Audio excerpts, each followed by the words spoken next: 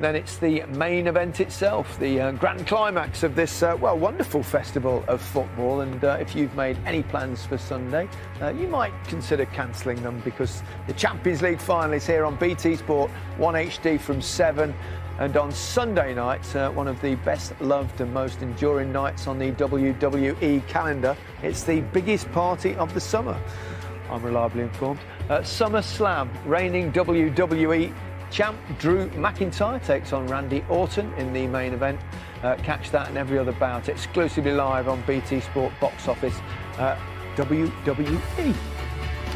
But we've been watching the football, and it's been a very satisfying evening for Paris Saint-Germain. After all these years, they've finally made it to a Champions League final.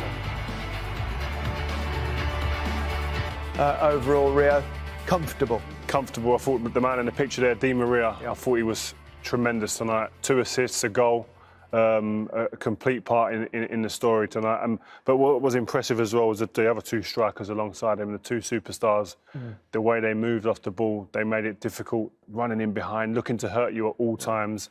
And it makes for a mouth-watering final.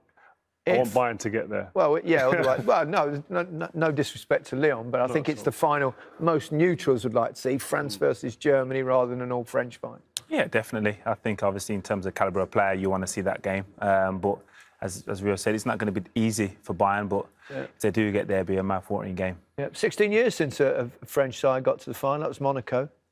Sort of French side, I suppose. Yeah, they were a much fancied side, a much different side to what we see from the PSG. This is a superstar-driven team, and I think they're a team that have promised for the last few years in terms of delivering in this tournament and haven't quite got there.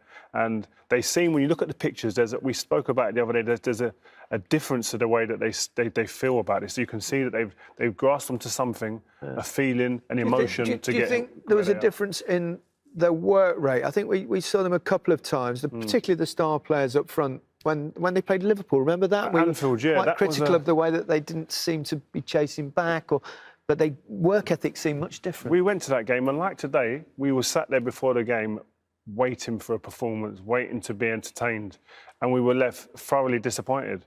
From not just about ability, it wasn't about ability, it was about their application, it was about their work ethic, it was about their intensity to go and press teams, etc. in today's game, which is every team that's successful. Even the superstars have to do that nowadays, and they didn't do that. And today was an absolute difference, wasn't it? Yeah, but that's what I think they've learnt is understanding. They know they've got the flair and the brilliance in one-on-one occasions, but the work ethic out of possession, they need to match teams when they're coming up against, obviously, especially in the semi-finals. It really helps when you get off to a good start, doesn't it, in any game? And it was a set piece. And I want to talk to you both about zonal marking. Once we have a look at the goal first, talk us through it.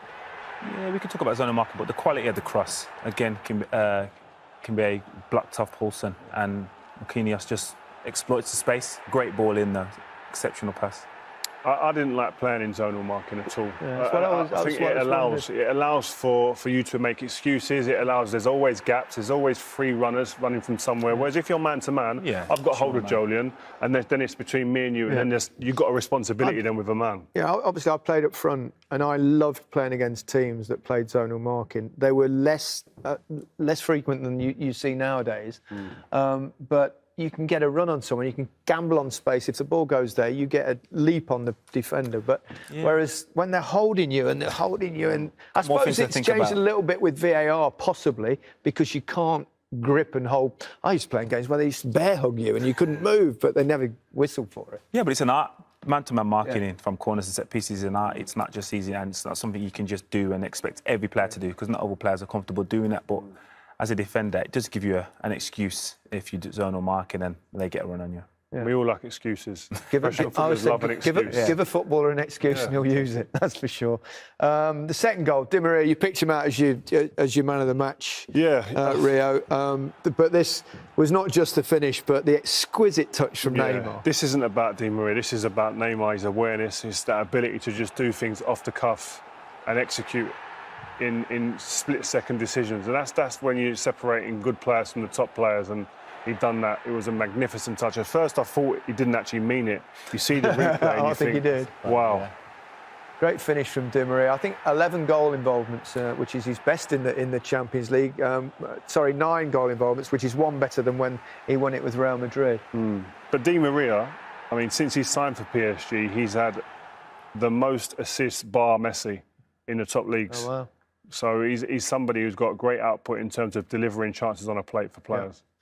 Third goal saw it off, really, if there was any chance of a comeback. And... Yeah, PSG, to be fair, every little error that Red Bull created off their own back, they obviously gets in here and it's a fullback getting inside. This is very odd, this bit, isn't it? Where he kind of just slips or falls. But it doesn't seem like anyone reacts. They think something has happened and then no defenders reacting. And as I said, it was a shame. They obviously were pushing the second half, but Neymar desperately trying to pinch it.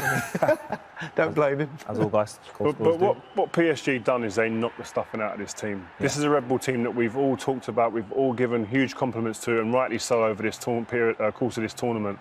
But today, PSG got their game plan spot on and they executed that, and it was from the first minute. And they really, really ground this team out and they've said, listen, this is going to be our semi-final. We're taking it all out of your hands. This is about us and not you. And that's what you've got to do in these big competitions, in these big pressure situations.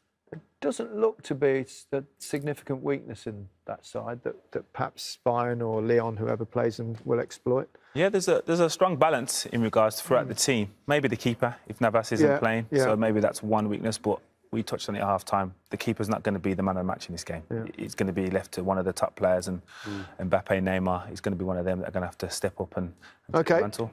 We'll have more analysis. We're going to take a little breather now. But the big news is that PSG have made their first ever final. It wasn't to be for RB Leipzig.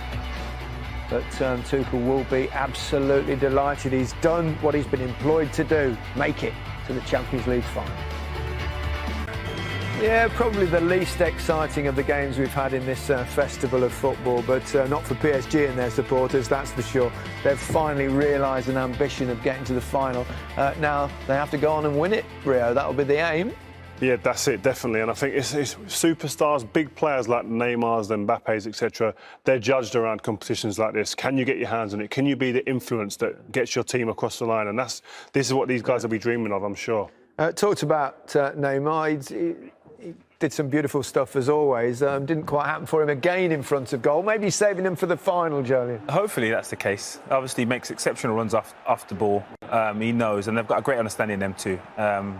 Possibly should have used his left foot a little bit earlier, but in terms of this, catches the keeper off guard and so close to going in. Yeah, 10 shots in the 2 games without finding the target. 10 shots, 10 nutmegs. He's doing everything but score, and I think that's the pleasing thing about it. You can accept it when you're winning, and you're thinking like you just said there, saving it up for the final. But if he plays like this, they've got a chance, because this guy, he draws the fouls, he drags players out of position to give the likes of Mbappe space or Di Maria space. He's a joy to watch. He generally does play like this, though, doesn't he? I mean, there's always, he does beautiful things. He's creative. He beats players. He's great to watch. Oh, he's an entertainer. He's someone you would pay money to go and see. And kids obviously admire him for that reason. But going into a final, I'm not sure you get 3 or 4 chances and can afford to miss them, especially against a team. I wonder what odds you'd have got before the game on PSG getting 3 goals and neither Neymar nor Mbappe on the score sheet. I wouldn't have put money on it. You know what I mean? Whatever. But that's the thing. That's what's, I'm sure, for Tuchel will be a great thing for him, that he's saying my star names didn't even score, but yet we won 3-0, convincing as you like. And they still had an influence. What they do is they might not score, but they have an effect because they scare the life out of teams. They went close, that's for sure. Yeah, they did. That was a good chance. I think it's what the effect they have on players on the opposing team. The defenders are uneasy. They're not coasting through games. Upamecano, great young talent, didn't look as comfortable today. Didn't play badly by any means, but I'm saying there's a discomfort in players. A fear factor that them players have, and that's what Red Bull didn't have. Werner obviously creates that fear factor the difference for defenders. Was each end of the pitch, really, wasn't it? Yeah, definitely. They can get up there, and then as a defender, if you know you're facing one of the top marksmen in Europe, you know you have to be concentrating all the time, and that's what obviously Red Bull had to do. Tuchel. I mean, he's done what Ancelotti couldn't do, Laurent Blanc couldn't do, Emery couldn't do. He's got them to a final, the Champions League. He's obviously domestically they clean up year in, year out, as they do.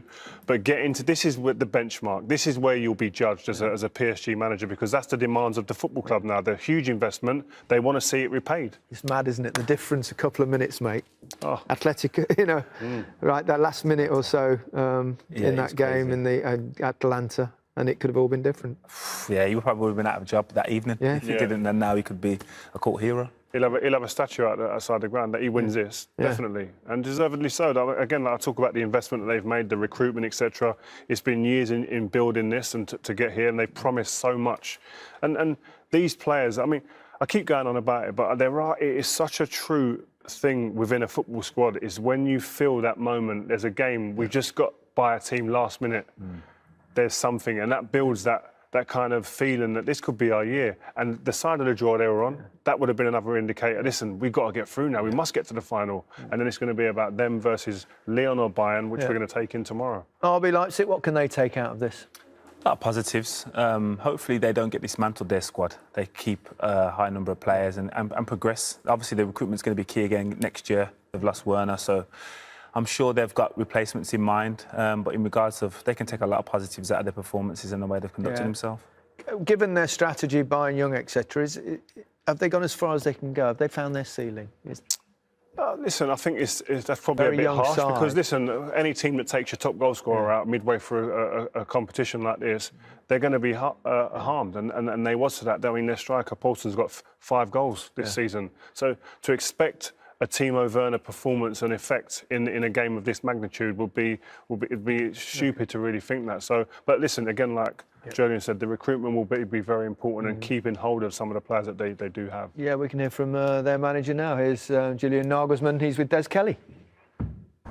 Julian, a painful night, a painful result. What was behind that performance this evening? I think at the end, the 3 points and ticket for the final for PSG is well deserved. First 10-12 minutes we did well, I think. We were good in the game. Had a good ball-winning moments, good counter-attacks, and the final third we were a bit too hectic. Had no good finish situation, and then we get the free kick and the goal.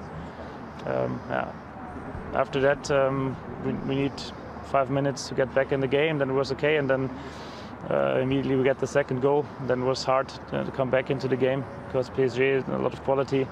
And at the end, they were the better team today, and you have to accept this. It's hard, but football is sometimes it's like that, and today it's like that. You had 33% possession in the first half. When you're under that much pressure, you almost need to be perfect. But a couple of defensive errors, particularly the second goal, that was a turning point. Yeah, you have to decide before the game if you attack very early and you have space behind the defense line, or if you attack a bit deeper and try to do your own counter-attacks. And at the first 10 minutes, I think we had 3 or 4 good ball-winning moments and open up the game. We made 2 or 3 big mistakes and then received the second goal, and then that's not that easy. I saw that when we received the second goal that the belief of our players was gone a little bit. I think that's normal, and then it gets more complicated in ball possession to create chances, and at the end it was a question of character, and we did it well in the second half. We tried to do, but we have no big finishing moments, and at the end, as I said, it's well deserved. And the wider picture, although it's a disappointing night, there's so much to be proud of in this run right through to the semi-finals. I mean, beating Benfica, Spurs, Atletico on the way. These are great memories. At the end, it's not that easy to think about the good season we did in the Champions League, but I think in 1 week it will be okay. We know that the Champions League season was very good for our young team, and we try to do it again in the next seasons. We try to work hard in the future. Now we sent the players 1 week home so that they get new power, and then they came back, and we have to work for the Bundesliga and then the Cup, and then we try to do it as well as this season in Champions League again. Thanks very much. Thank you. Perfect job, no question about that. To get this far. Amazing job. I think his reputation has gone through the roof during this tournament, especially. We saw the way that his team dismantled Spurs in London, and I think at 33 years old to be doing what he's doing and to have the clarity within his team tactically, I think he's got a really bright future. Yeah. Fancy he's going to do well. He's going to go to probably one of the giants, and you would expect so. At some point, especially with the clarity he shows and the understanding his philosophy, with better players in the greatest respect to Red Bull. I'm sure they'll be title contenders very soon. OK, well, PSG are in the final on Sunday, but their opponent is yet to be decided. Lyon play Bayern Munich tomorrow at the Estadio José Alvalade. Andy May is there for us this evening with the latest.